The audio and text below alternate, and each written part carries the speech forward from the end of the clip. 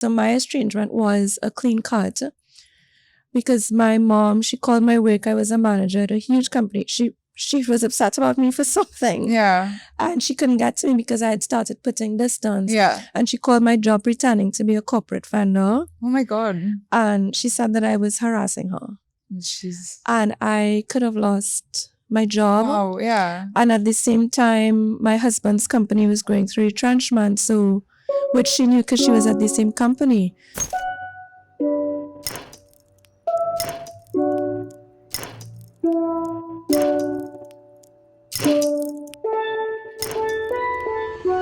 Hello and welcome to your favorite podcast, Rooted and Rising, a place for Caribbean women to sit, relax, and learn how to come back to themselves. Today we're making history again because Rooted and Rising has its first guest. So today with me is Candice Santos. Now I'll let Candice introduce herself, but from my experience with Candice, she is strong and beautiful, and she has a tender, beautiful strength that's also fierce, and that's why she's our first guest today. So we're going to talk about the soft, quiet work of building boundaries within you first. Welcome. Candice, how are you? I'm so good. Thank you so much for having me. Thanks It's an for honor agreeing to to be here. come. You look amazing, Thank you so much. as per usual. So tell us a little bit about what you do and what you're looking forward to from the show today, and then we'll get straight into it. Well, I'm actually a fitness coach and wellness coach. I run my own fitness studio in St. Anne's. So I've been doing that for about 4 years, almost 5 years now, full time. And I'm just honored to be here to really speak about my journey, speak about my experiences as an entrepreneur. And I mean, it's just this time of the year also, I feel like it could be a little triggering for a lot of us. So it's nice to be able to connect with you and share, some of the challenges I've had, but also more about rising above them. So I'm looking forward to share some of Yes. that. Yeah. So by the time this airs, it will be end of January. But when you said that this time of year is triggering for you, so tomorrow is New Year's Day. Is it tomorrow? Yes. No, it's in 2 days. Today's Tuesday. Well, tomorrow's New Year's Yeah. Eve. So we're 2 days away from 2026, but we're at end of year now with all of the tumult. And what was triggering for you this year? This year or this season? This season. Well, just to get right into it, I guess. I mean, I'm actually estranged from my family for about a little over 2 years now. So I guess as grateful as I am for the family that I have created for myself, and my husband, my friends, it could be a reminder of, I guess, what is lacking, that immediate family, So I guess Christmas could be a little lonely, just being reminded of, it's just sort of like a little bit of a grieving period. So, so that could be a little triggering, but also just the last few days have been quieter, I guess, being out of your usual routine. So you've had a chance to reflect on a lot of things and sit with a lot of feelings that might be a bit uncomfortable. Which is necessary. So I've had the opportunity to just reflect on the year, what worked for me personally, business wise, what I want to work on. So it's been a period of reflection, but something that was necessary, I think, to head into the new year with a fresh mindset. So it's a combination of the two, I guess. For sure. Yeah. Which sounds like life because there's lightness and heaviness at the same time. Yes, exactly. Yeah. What did you feel grief about? You mentioned grief. I think a mixture of things. So grief of, I guess, the family that I wish I had, in terms of just that closeness. Obviously we're bombarded by a lot of social media posts with, happy families, which is lovely, but it could be a reminder, I guess, of, that relationship that I don't have with my parents or my sibling. So I guess I'm still grieving that. And then also, I suppose, just I moved into a new space 2 years ago and I found out that, my landlord is not renewing my lease. And, so I feel like now I have to move, which is I think I'm hopeful about the next step, but at the same time, I had a lot of hopes for this space and I put a lot of love into it. So I feel like as much as I look forward to the next step and I believe that everything happens for a reason, I feel like, I'm now like ending a chapter that I wasn't necessarily ready to end. So it's like trusting in the process, but, like releasing what is no longer serving me anymore, if that makes sense. Yes. Yeah. So it's a combination of things. Yeah. It's funny how you said that moving out of this space is ending a chapter that you may not have been ready to end. Yeah. And then you said you were estranged from your family. Do you think there's a parallel? Is that like the same feeling, like maybe I ended the relationship with my family I wasn't quite ready to? Do you find that was a similar journey? I mean, I think it was necessary. So maybe it just gave me the push that I needed, if that makes sense. So I feel like deep down, I knew it wasn't working. Like even in the space, I knew it wasn't working. Right. But I guess it's just believing and trusting that there's better and bigger things ahead for you.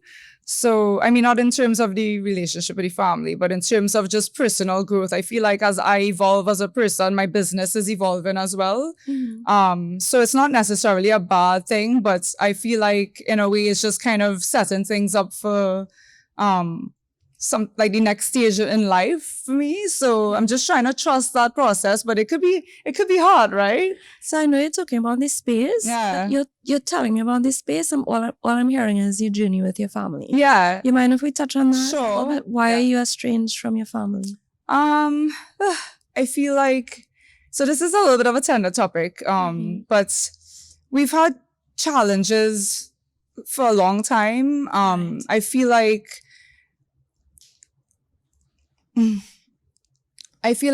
I mean, I've expressed myself a lot over the years to them, and I wasn't necessarily heard. I didn't feel seen. I didn't feel heard.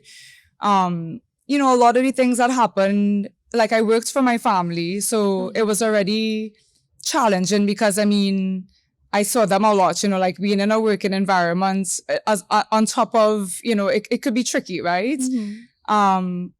But it was just a lot of manipulation and, it was just toxic. There was a lot of dysfunction there. And my brother, who was also, I guess, kind of my boss, I don't know, it was just, I felt like no matter what I did, it was never good enough, Right. So, but, sorry. Take your time. It's just so loaded, it's really loaded. It's just so many things happened and over the years, and it just got to a point where I had to, I guess, honor myself. And I felt like my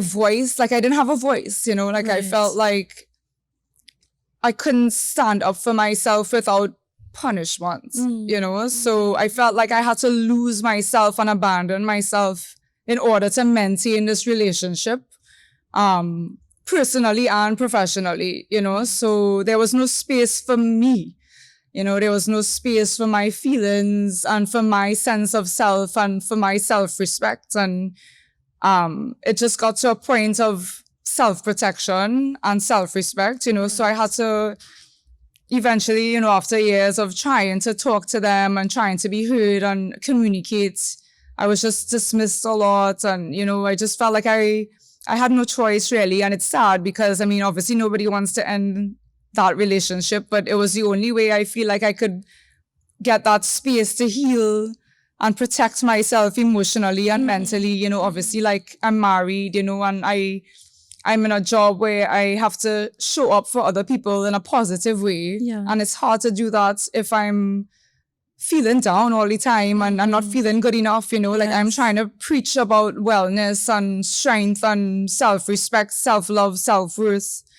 And I feel like I'm not being true to myself if I'm not walking the walk. Like, So, something like that. Talking the talk and walking the walk. Something like that. Yeah. So it's hard, it's just, I can't deny the reality as much as I feel like I was just kind of living in denial a little bit, like I was pretending to have this family that appeared one way, but it didn't feel like that on the inside, and I've gotten to a point, I guess, where I'm a little more comfortable with speaking out loud about it. And I'm just trying to do what's best for me. And, I feel like it was a big inspiration for why I started this business too, like Yes.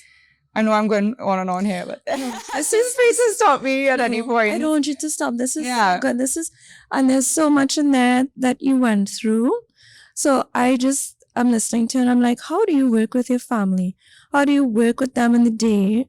And then switch into family dynamics when you go home with them. Mm-hmm. But when it's not nourishing you and you don't feel like part of the family, and it's almost like you're a placeholder because you're describing, I think, going through the motions, but the Candice-ness of it is not there. No. Yourself, you weren't there. When you realize that I need to do something, and maybe it has to be something drastic, was that a moment for you, or was that a process? It was that a process. led to, what was the process like?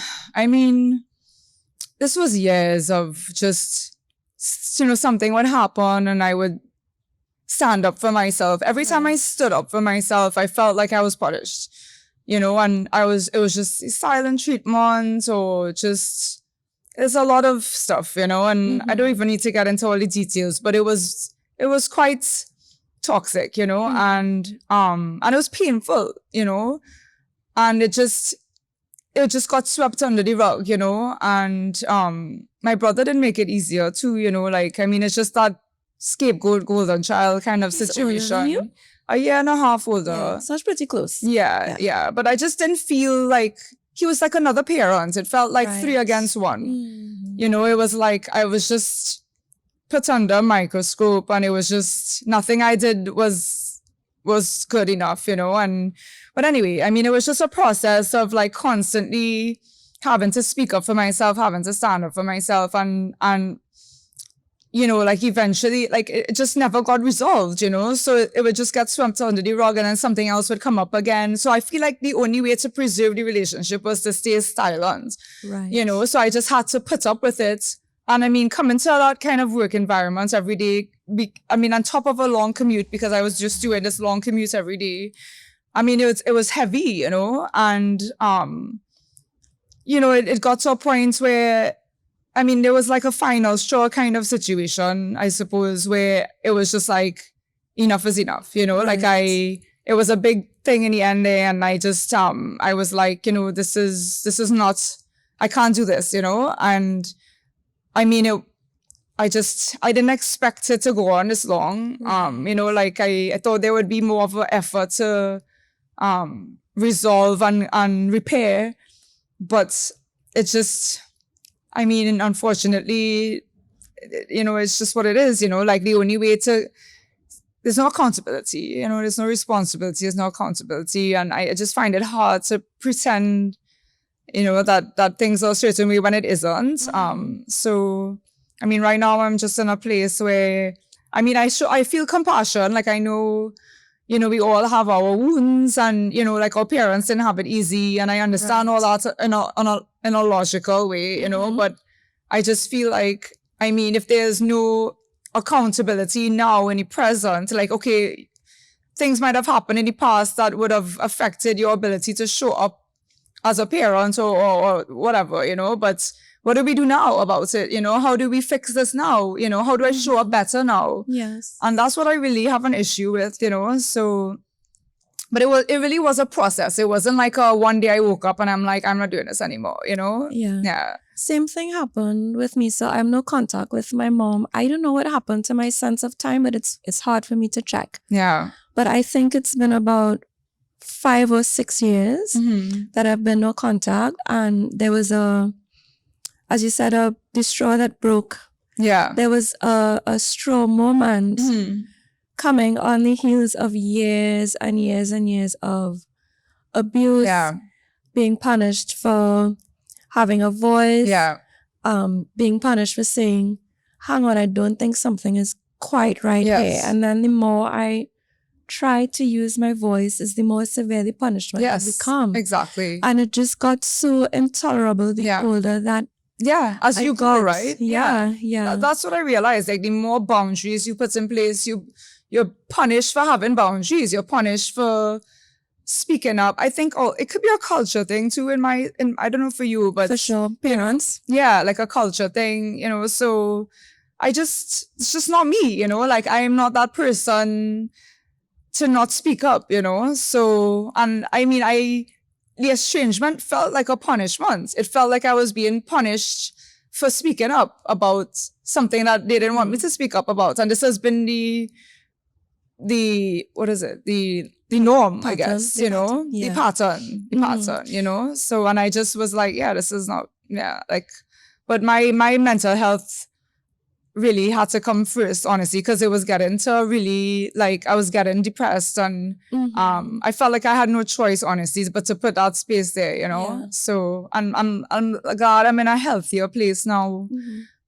So, well, that space that you talk about, you say space and then I hear boundary. yes. So I hear two sets of boundaries. There's, guys, look, something drastic has happened and now this very hard boundary has to go up because there breaches or something terrible has happened, and so now security has to be heavy. Yes. There's heavy security because, like, this is so priceless. You're so priceless. Yes. So I hear two sets of boundaries that you put up, and I'd like to get into those. So one was like heavy security. The jewel has been stolen, guys. We need to call out the armed forces.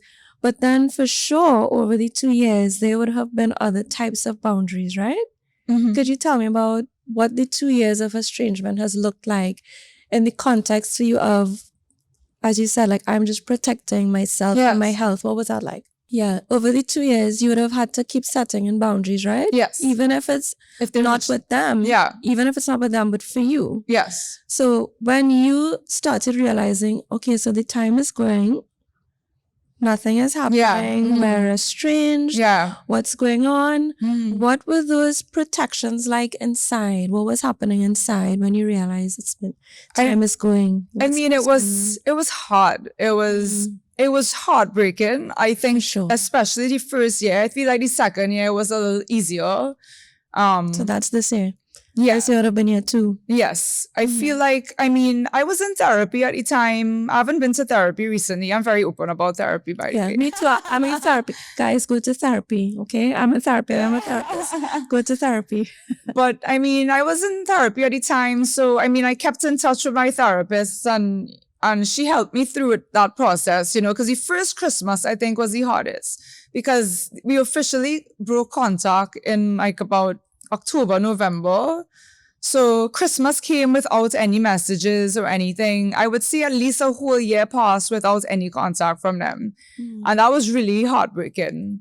But it was also like a reality check, I guess, of the situation. And, in the past, I would feel like I have to step in and fix things. Right. And that was where the boundary I had to set where I had to set the boundary for myself, because it wasn't my responsibility to step in and fix anything, so I had to really like sit with that discomfort and sit with that pain and grief, and put myself first, and as hard as it was, I had to, like, I guess, hold myself back and just letting the chips fall. So, like, I just had to use that time to just, find ways to just soothe myself. Yeah. So, like what? Well, again, so the therapy really helped with this. So, I mean, it's still a process, right? I mean, sure. Yeah. It's so up and down, I'm right? still in therapy. It's been 21 years. Yeah. So, I mean, we all have hard days, good days, it's harder when you have to show up for other people. So the business side has been challenging, I have to say, because I mean, clients rely on me to really hold that space for them, and I really want to, so it's like a constant battle of compartmentalizing, because you have to kind of put aside your pain to, so as much as I created this business, to empower other women, sometimes I feel like I'm kind of going at it alone, Yes. so it's a lot, but yeah, like I had to really find ways to soothe myself. So, I find for me going outside helped a lot. So like the nature walks, the running just started to feel like freedom. Yeah. Exercise again for me has always been like a big stress reliever because I tend to ruminate a lot, and movement in any shape or form gets me out of that cycle. So when I'm in my head and I'm like sad or it's just a freeze response, I have to get myself out of it. Yes. But also I try to, again, honor that pain. So if it means I need to rest, because sometimes you're exhausted, when you're grieving. But so it's that like... Grief is draining. Yeah. Like down to the soul, I find. Yeah. So journaling, I think, and walking, running, exercise in any form, just connecting with people. So I feel like I've, I guess, isolated myself a little bit because I feel like I still carry a lot of shame. So even speaking about this is really big for me. Because I feel like I've carried a lot of shame because I feel like it's such a complicated topic. It's not everybody could understand. They haven't been through those kinds of experiences. And I'm not here to blame or shame anybody at all, but that's the experience. Yeah, that's my experience. Yeah. And yeah, I just had to push forward, I guess. Yeah. So I just want to name the boundaries that you've spoken about. I'm sure I have it on my card somewhere. I don't have my glasses. See, this is the thing why I find when you start to talk about boundaries, it comes to life because you're talking about the discipline and the boundary with yourself of I will not rush to do the work for the people who've hurt me. That is to me one of the biggest boundaries for women who are recovering from this kind of trauma. Is that sometimes the same family that has hurt you, and my mom used to do this all the time, is she'll do something horrible. Yeah. And then I'll pull back and then she'll have tantrums and then now I have to come and soothe her from the tantrum that you got because I pulled away because you did this. And then it's this mental trap. Yes. Oh, I'm hurting her now. I have to fix it. Yes, well, same. That was my experience. Yeah, I mean, it was with my father mostly, but I mean, it's the same thing. It's the tantrums, and then I feel like I'm punished for having a reaction to the tantrum, and that's essentially how we became estranged. Honestly, that was kind of the last straw because he would be verbally abusive, and I would have something to say about it, So I would get upset, and then if I'm upset, it's like, well, why are you upsetting your father? You know what I mean? And I'm like, well, I'm reacting to something that's hurting me. Yes. So I'm not allowed to be upset. I'm not allowed to be sad. Like, I'm just, no matter what I do, it's a problem, And even using the word abusive, I feel like I still hesitate to say that because people say, people see abuse, a lot, just the physical form of abuse, So using the word emotionally abusive, it still feels heavy to say, but it is the truth, and I'm still getting there to actually say emotionally abusive, but it is the reality. I have felt when you said it just now. Freeing. But I do feel, I don't know, I have mixed emotions about it. Like it is, maybe it's a way, like I feel like I have to protect an image, I don't know, but it is the reality. Like it is emotional abuse. Like I've done the research, I've been to therapy, and it's, but I feel like there is a judgment, from society. I agree with you. So like if I try to, well, not now because I'm so reclusive, like you have isolated so much. Yeah. Oh yes, I said connect, right? Especially as I get older, so connection helps. Yeah. But I've had the experience of if I tell people, well, I haven't spoken to my mom in years, there's always a recoil. Yes. There's this what? Yeah. And then there's this very I guess Trini Caribbean thing of, but that's your mother. Yes. And then that's your family. That's your family. How could you? And I remember a few years ago, I started asking people, if you met her, would you say, that's your child? Yeah. Did you ever, like, how could you? But it's always on the child to repair. to do this work of obedience. Right? Obedience. Yeah. The compliance. good little, grateful, being nice. And, especially girls. Yeah, it's never the boys, right? Is it? Do men? I don't know. I don't know. I mean, I feel that was just my experience, but I mean, again, culture maybe. Like I feel like boy child versus girl child. how they were brought up different. I know for Indian families, Arabic families, that tends to be the norm, right? Like the Yes. male child is favored more than the female child. Yeah. And that kind of felt like my experience. So it might not have been intentional, but that was my experience. I felt compared to my brother, I couldn't live up to the same standard, but then we were never on an equal playing field anyway. You know what I mean? And even when I tried to be like him, they punished me for that too. Yes. So it's like, but you have to stay within the box I put you in. Don't step out of that box, So this idea of being good and nice and the good daughter, which a lot of women have, I find it just erases the person. And it leaves you, I don't know if you've had this experience, but so many women, like my clients and myself, you're erased. Stand up for yourself. You've done the estrangement. The time has passed. You have all the grief. But there's this point where you have to ask, who am I and where did I go? Did you have any of that? Yes, I feel honestly, what's that like? I feel like I'm still figuring out who I am, and I feel robbed in a sense of, I don't know, like childhood experiences or even adult experiences. I feel like I've had to carry a lot more than the average person. I mean, obviously we all have our challenges, right? So I'm not saying mine was worse or better or whatever, but I do feel like I was robbed of time, of love and nurturing. And I've had to kind of pick up those pieces and reparent myself. We've been recently, not getting a little personal here, but like, just to be honest, we've been talking, my husband and I are talking a little bit more about having a baby and all these things, I felt like I had a lot of healing to do before. Because I felt like I had to reparent myself and give myself the love and nurturing that I didn't receive from my parents, even my own mom. Because honestly, they were both, it was... Each one has their own destiny. Yeah. So I find for a lot of people, they might have had one, when I say bad parents, one good parent. But for me, they just kind of fed off of each other. So they were both toxic. Yeah.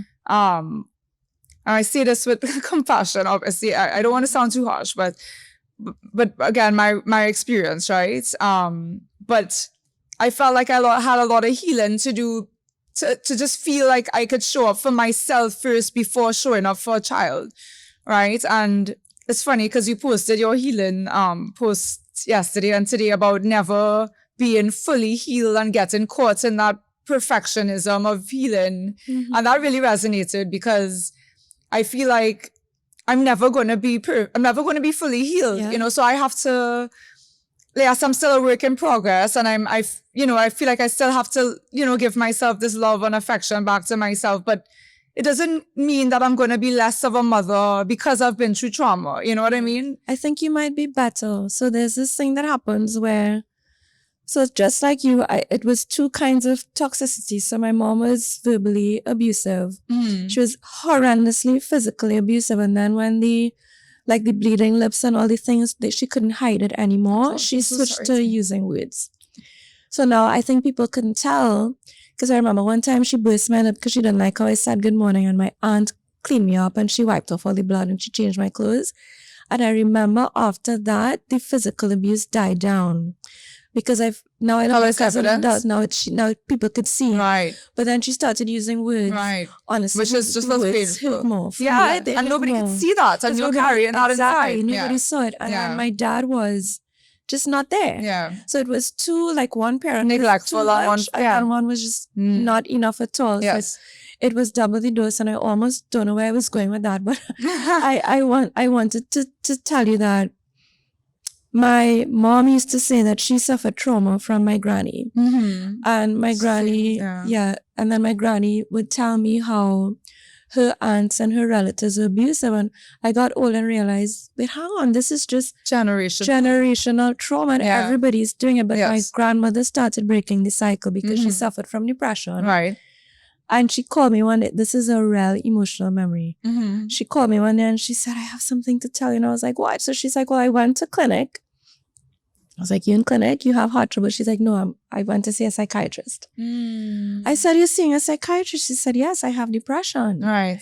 And she said it so calmly. I literally felt like years and years of trauma were breaking, because here's this woman who I loved and was my friend and was a mom, saying that she knows there's depression in the family, and she went. But that's big. I thought it was immense, especially because she came from Grenada, that culture and that generation they don't talk about. Yes. And she was a Bible-toting Christian. So you just add everything of, we don't talk about depression. Yeah. And she said she went to clinic and But that shows, she's taken responsibility and owning her. She heard her story. Exactly. She took her medication. She went to clinic. She said she told the psychiatrist that her daughter was new in her career and she was a counselor, and the psychiatrist asked who it was, and she called and said, when I told the psychiatrist her name, she said, oh, I know her, we share some clients, she's such a good counselor, and she called to tell me that she was proud. And that for me was very healing. Yeah. To hear somebody say, I know that there's this pain in our family. Yeah. And I'd like to do something about it. And I felt like she gave me permission. Right. To do something. Yes. And to get counseling and to stop feeling ashamed to go and see a psychiatrist, which I had to do because the depression is an illness, and then when you're ill you just take your damn medicine. So when you said that you feel shame, although you didn't say it for the same thing, I identify so much that I almost feel like we're not allowed to say certain things. I know. And I wonder if people, so as a therapist I think, oh well, if I say I had depression, they'll be like, oh, how she could be a therapist and she has depression. Because I do. I do have it. And my family gave it to me. Well, my dad was depressed too at one point.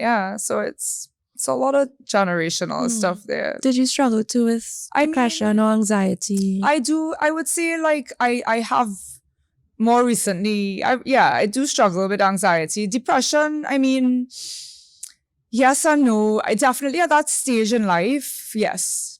Like right before we cut contact, it was just getting really bad. Like I was having trouble getting out of bed, like it was just too much. And I didn't have the space to really deal with it because of the, like again, like I couldn't own my story, like I couldn't separate myself. Because I mean, how do you heal if you're constantly around the people that are hurting you? Home and work. I find that such a double whammy. Well, at the time I actually had to get an apartment when I was younger to get that space from them. So I mean, I was kind of forced to move out of home from a young age. So like I honestly got my own place in my early 20s just to get some space from them. So that way I wouldn't have to go home to see. So I work with them, but then at least I go somewhere else after. So you didn't jump to estrangement. I'm bringing that up because no contact with parents is having a moment in the culture. Right. And I just want to acknowledge that you didn't go straight to estrangement. It sounds like you were trying to get gradually space and distance. So like I moved out. No, I'm from South originally. Really? Yes. I don't know you were South. I'm from South originally. So so just to give you some history, I mean, I worked with my family business from a young age, like probably 18, 19. So we all worked together in the business and, but again, like I felt like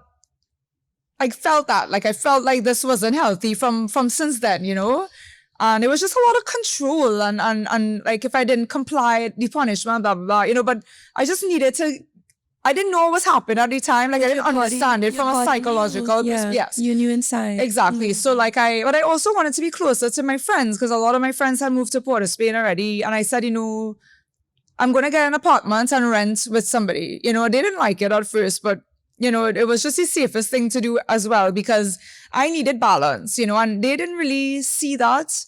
It was just always kind of like about the business, but personal life kind of got swept under the rug, but I needed balance. So like from a young age, I got an apartment shared with a roommate, and then eventually I got my own apartment.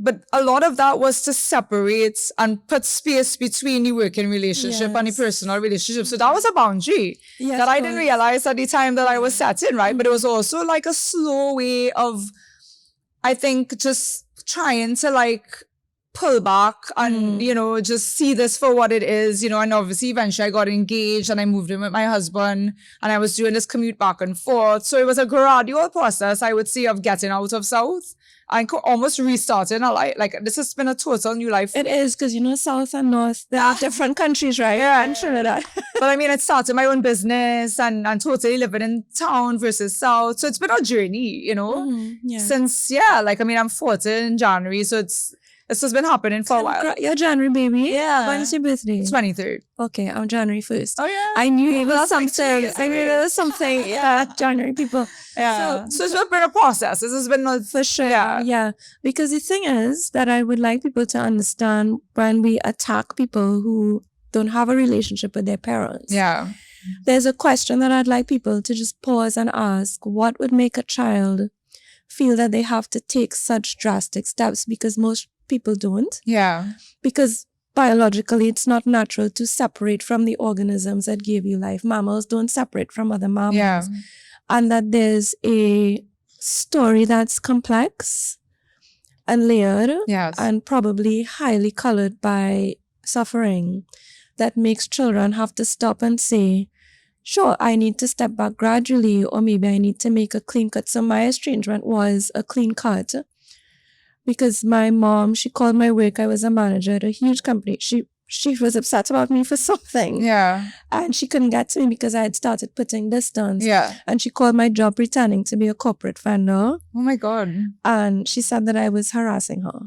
Jeez. And I could have lost my job. Oh, yeah. And at the same time, my husband's company was going through retrenchment. So, which she knew because she was at the same company. So she's doing this thing knowing that my husband can be retrenched.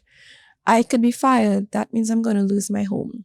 That's crazy. So for me, it had to be clean, because it just started, like, this list started running through my head. I'm going to lose my husband. She told him to divorce me. So in my head, I'm like, hang on, I'm going to lose my job, my home, and my husband. That's messing with your entire life. Now I have to stop. And not a person asked, well, what made you get to like point? You had to do this? Have you had the experience of people not wondering why you got to this drastic step?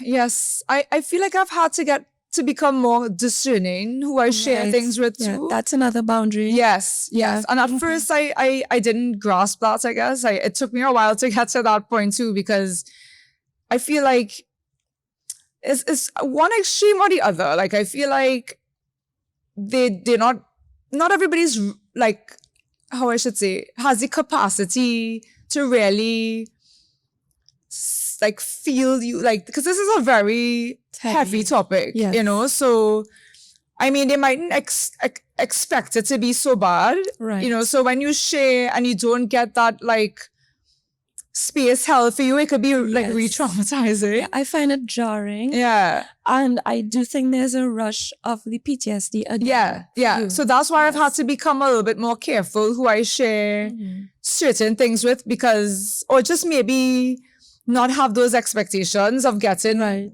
compassion back, because people are going to come with their own experiences, so they mightn't, as you said, like, some people might understand, some people mightn't understand, but I mean, I forgot where we were. What was the question? Yeah, I don't remember. I don't remember the question, but I'm hearing about the gradual building of your own inner boundaries. So I'll list them what I'm hearing, and then you could tell me if I'm hearing it correctly. So I heard the inner boundary first of, one, I'm not rushing to do your work. I'm going to own my stuff and my discomfort and sit and whatever I have to do. If it's jump on the treadmill, if it's cry or sleep, I'll do that. Yes. So I hear the inner work of deep discernment between your work and this. Yes. I heard that one first. And then now I'm hearing, before that, I heard the boundary of naming properly what I'm feeling. Yes. So I feel grief, or I feel betrayed, or I feel that I'm being made invisible. Yeah. Then I heard a boundary of caring for this self, where before I give birth to my own daughter, and I just have this thing where I know what people are going to make, boys or girls. I just think of it. You tell me. Yeah. So I heard the boundary of, I'm going to make sure and pay attention to my recovery. Yes. before I give birth because I know I won't be perfect. Yeah. But some work has to happen. So I heard that, which is huge. Yeah, that was big for me. Yeah. And sometimes I mean, I get this all the time, you know, like friends or anybody just, oh, it's never going to be the right time. Or I guess a lot of people are so much more relaxed about motherhood and parenting. They And can't be without trauma. Though. Exactly. We don't get to relax Thank you. because we have trauma. Exactly. And that's what I find is hard to connect with people about too, because they're not understanding my resistance or hesitation or fear. It's a lot of fear. I'm terrified, you know, and I tell my husband this, because I mean, I second guess myself and my ability to show up fully because I felt like I wasn't nurtured. How am I going to nurture this individual? And I doubt myself, and I've had to really work on that, like confidence. Maybe my confidence in my own self was shattered, and it's really impacted me, you know. So, but I also don't want to pass on the generational trauma. At least I have the awareness, and now I want to go into motherhood with that awareness because I want to be a good parent, you know. So that's how I know you'll be a good parent. Oh, I know where we were going with this, right? Ding, ding, ding. So I remember when my mom used to say that granny traumatized, and then my granny would talk about the abuse.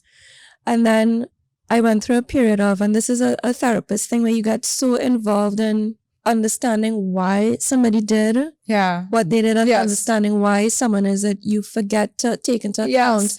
Understanding maybe I don't, but now this is impacting on me, and now my attention has to go towards this. Right. And how I know you'll be a good mom, which is what my mom doesn't have. And this is what we're talking about before, is because you've been through this terrible thing, I honestly believe as a therapist and a woman, you do get to this crossroads in life. Mm-hmm. It might not be a moment like this, but it's a process maybe where you make a choice. Yeah. Do I now inflict this abuse and this torment and this toxicity on other people? Yeah. And my partner and the world around me, or do I want to recover and do better, be better? And my mom never made that choice. Yeah. And so she just bullied me my whole life. I like that. That word bully. That hits me. My mother is my first bully. I said it. Yeah. I said same. I feel like that's been my entire experience. That's why I learned about bullies, because my mother bullied me. I was bullied in school, and then I get home and there's this bully and she's bigger than me. I'm like, I can't do anything. I felt bullied by all three of them. Yeah. Every day. Yeah. It was horrible. My dad wasn't even there to bully me. Of course. He just wasn't there. I feel like having a neglectful parent is just as traumatizing. It is. And there's the trauma of neglect and the trauma of abuse. Yeah. But how I know you'll be a good mom is because of everything you've said. I know you'll be a good mom because you're worried about being a good mom. That's how I know, because if you didn't care, I think you'd just be guns blazing. Yeah. You wouldn't have been reparenting. Yeah, there's no awareness. You wouldn't have been in therapy. Yeah. And because you care about the impact on your unborn child, is for me as a therapist and a woman, I feel so confident in telling you that when you have your daughter, you'll just be a great mom. Yeah. I just wanna tell you that. Thank you. And then there's the boundary of discernment, which I love. I do want you to share a little bit on that. So it's this discernment of two things. Who do I share with? Yeah. And how much do I share? And can you tell me how you decide what to share and with whom? I know that's big work, right? Yeah. I mean, sometimes I still feel like I could overshare. I mean, I don't know. Yeah, me too. Yeah. Hi, trauma. It's me. Yeah. I mean, I try to give the relationship some time to prove itself first. Right. So I think, it's a process, you know, in any relationship. I mean, you don't go on a first date and throw all your shit out there. Excuse my language. Here's all my baggage. You know what I mean? It's almost like a dating process. You vet this person. Are they emotionally safe? Yes. So that's the thing. So I just, feel out the waters, I guess. But you have to have a foundation of friendship, so, you have a conversation. Is this person interested in me? Are they interested in who I am as an individual? Is it reciprocal? So I might listen to you, but are you listening to me?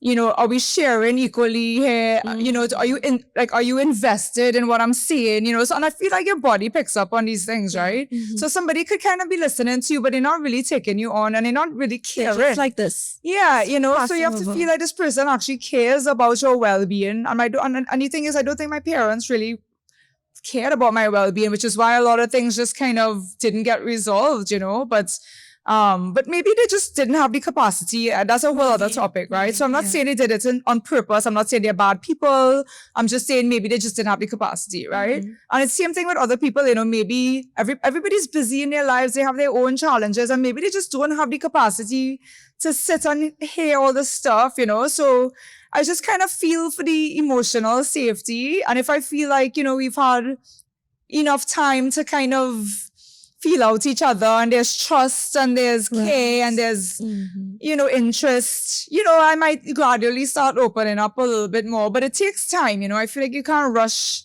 into those things. And when I was younger, maybe I just didn't understand that as much. So like when things would happen, like I had friends at the time, like when I was younger, again, some of these stuff that would happen in work or like at home, you'll talk to people about it thinking they're your friends, but then they're like, they're not really your friends though. And you see that now. They're but just like my work person. Yeah, it might be a friend or school, but they're not like, they're more acquaintances, So it's just to kind of discern, well, who's a friend, who's an acquaintance, who's a work colleague, who's a client. That's what I mean. Boundary. I think that boundary is a correct classification. I have to say classification. It's a clinical, but it's the correct placing of people in your life. Yeah. So you have to really, I guess, evaluate what are safe relationships and who are safe people to share deeper topics with.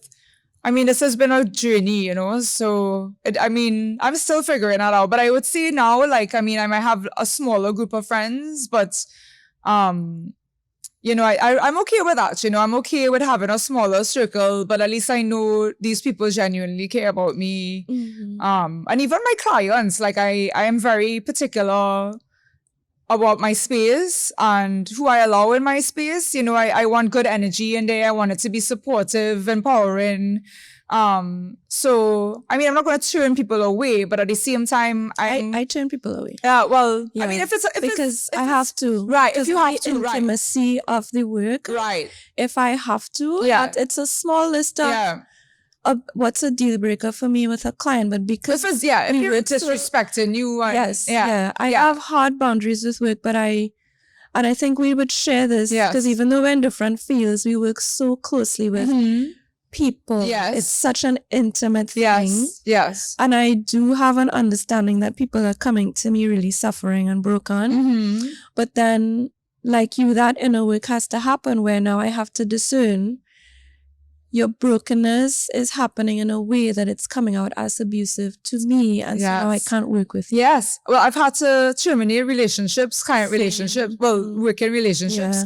And after those experiences, and this is a big reason why I started back therapy, because I realized that I was bringing a lot of my trauma into my work environment because it's just a lot of people pleasing that was happening. And then I wasn't taking care of myself. So I was just in this, like, whatever's best for the clients, and then I realized, well, I'm abandoning myself in the process and I'm putting up with disrespect, and that was a big no. Which is the dynamic from home, right? Yes. Candice is invisible. Exactly. Yeah. Exactly. So that really, it was just becoming so apparent. Like, it was like, oh my God, like, you need to do something about this, because I was literally just recreating this work environment, by putting up with this abuse, I would call it, from certain clients. So, I would say the first year or two of my business, I had to really get firmer with my boundaries. I'm still doing that. I'm still working on that. This is lifelong work. Yeah, but point is that I am particular who I work with and who is in the space, because it's an energy thing. We all have to work closely in the same space together. You know what I mean? And it needs to feel safe. It needs to feel respectful. It needs to feel empowering and supportive. And that's really what I lead with in my business. So yeah. And the work I'm doing on myself too, I can't walk into my own work environment feeling anxious and on edge, and and then that ruins your business. Apart from caring for yourself, clients do pick that up. So I can't be wildly out of control and then jump into a session because I think it's unfair Exactly. to the person who's paying me and trusting me that I'm ready to hold Exactly. It's so whatever you much bring deeper for your on the day. line of work. Yeah, I mean, it's very intimate. Like it's very spiritual. yeah. And it's a practice of professionalism and spirituality because Yes. I'm in an agreement with you to risk secondary trauma to myself to get into your trauma and help you recover. It's not easy, I'm sure. No. So like you have to really protect your heart and your energy. Yeah. So something happened when I turned 40 and I can't wait to check in with you after you turn 40 because I find you're right there.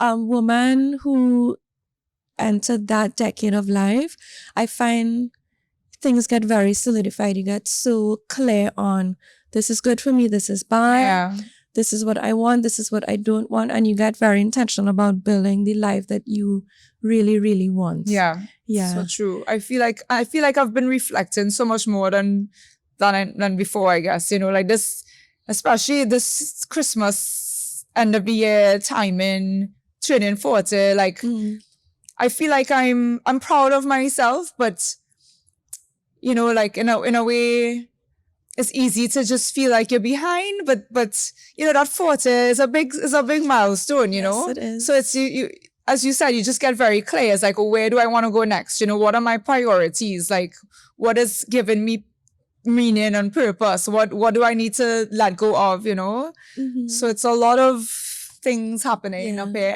Plenty work. Yeah. That's a sweet note for us to end on. I'll summarize the boundaries and then we'll go to our very fun questions.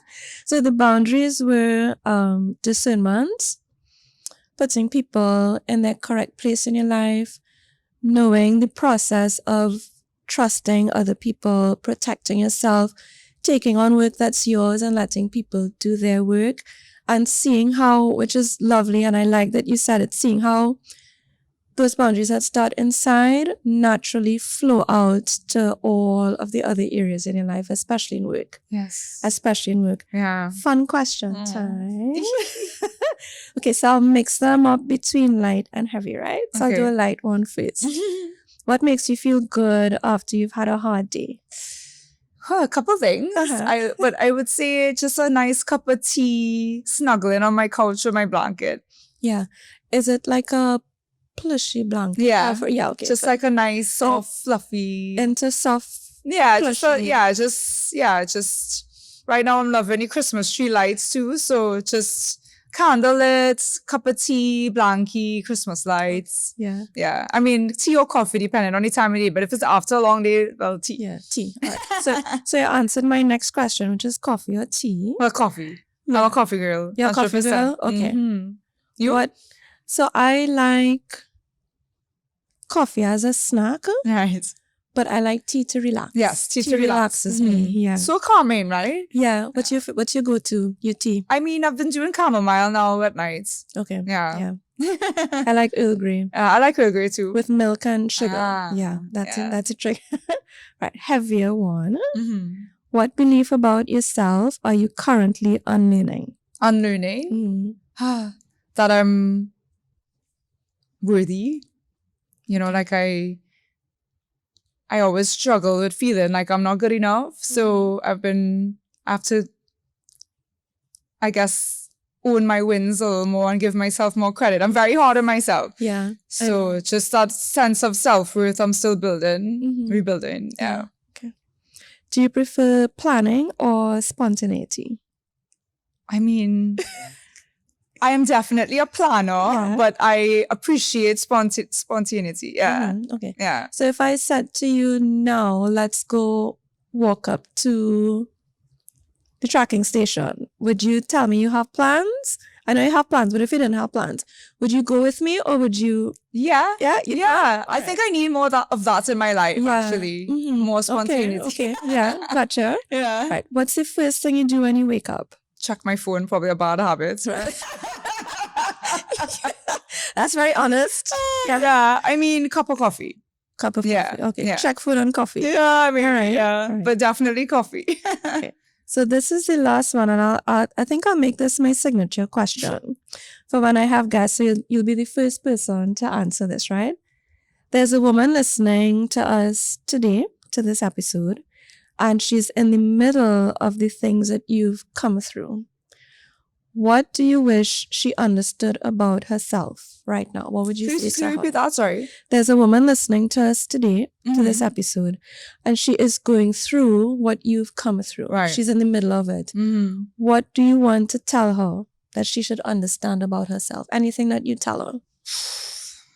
I would say be gentle with yourself. You're doing amazing. You're doing the best that you could do. That healing is just it's a process, and you can't rush it. And it's okay to feel your feelings. Your feelings are valid. Yeah. I feel like, I've grown up with my feelings being dismissed a lot. So it's okay. It's okay to feel angry, sad. It's okay to feel like you're behind. Just honor your process and your journey and just stay true to yourself. Just stay true to yourself and everything would be okay. Just remind yourself one day at a time, and you're stronger than you think. You could get through this. And I like to think of myself like my older self talking to me now, Right. and giving me a big hug. Like the way I like looking back at who I was at 20, for instance, like I am so proud of who I am now, and I want to give that 20-year-old a big hug and remind her, like, you could get through this. You're almost there. Just keep going, Yes. So just to trust in the unfolding, and the right people would show up for you and support you, and to keep moving forward. Yes. Yeah. Trust in the unfolding is my new go-to. Yeah. It's powerful and gentle. Yeah. And that was But give beautiful. yourself some grace.